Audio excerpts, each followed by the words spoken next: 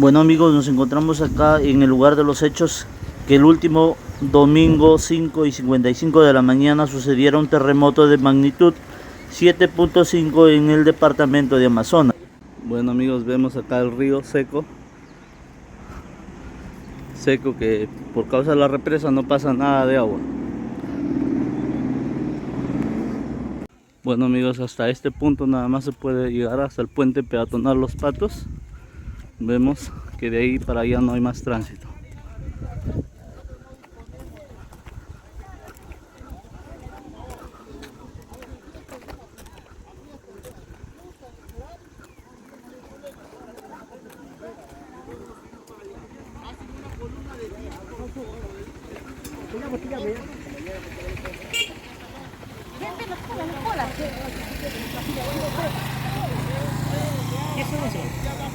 El helicóptero, arriba te dice así.